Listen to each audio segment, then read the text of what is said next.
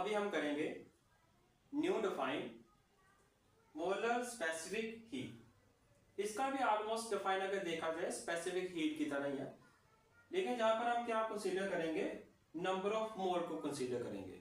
इसका अगर डिफाइन के अकॉर्डिंग हम बात करें तो डिफाइन क्या कहता है इसका कि the amount of heat required to raise the temperature of 1 mole of a substance by 1 degree और 1 केल्विन।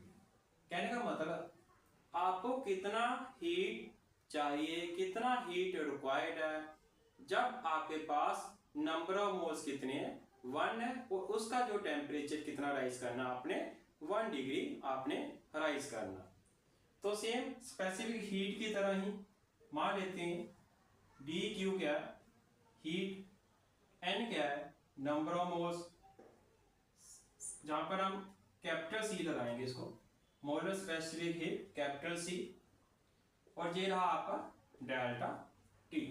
तो हमें क्या चाहिए, मोलर स्पेसिफिक हीट। तो इसका फार्मूला क्या बनेगा,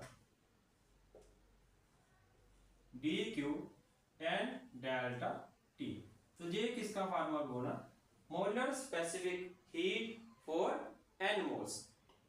अगर हम एन का वैल्यू 1 पुट करें और डेल्टा टी का वैल्यू 1 पुट करें तो सी का वैल्यू किसके इक्वल टू होगा, डी क्यू। कहने का मतलब कितना हीट आपको चाहिए, कब, जब आपका नंबर ऑफ मोल्स कितना है, 1 है, और टेम्परेचर कितना राइज करना है, 1 डिग्री। अब इसका अगर यूनिट देखना हो, यूनिट किसके इक्वल टू होगा, अगर एसआई में देखना हो तो एसआई में हीट जूल मोल केल्विन, और सीजीएस में कैलोरी मोल डिग्री। अब बात करते हैं इसका वैल्यू सी का। जो सी का वैल्यू होता है ना गैस के लिए, वो बेसिकली डिपेंड करता है कि आप जो टेम्परेचर रेज कर रहे हो वो कौन सा प्रोसेस अप्लाई कर रहे हो गैस पर। अब अगर हम एग्जांपल के तौर पर मान लेते हैं फॉर गैस, एग्जांपल के तौर पर अगर हम मान लेते हैं आइसोथर्मल प्रोसेस, आइसोथर्मल प्रोसेस, हम आइसोथर्मल प्रोसेस अप्लाई करेंगे। आइसोथर्मल प्रोसेस कौन सा होता है, जिसमें टेम्परेचर क्या होता है आपका कांस्टेंट होता है, टेम्परेचर क्या होता है कांस्टेंट। अब सेम मोलर स्पेसिफिक हीट का फार्मूला अप्लाई कीजिए, C equal to D Q N delta T. तो T का वैल्यू कितना है, 0, n इंटू 0, तो C का वैल्यू कितना आ जाएगा, इनफिनिटी। अगर सेकेंड एग्जांपल ले लेते हैं फॉर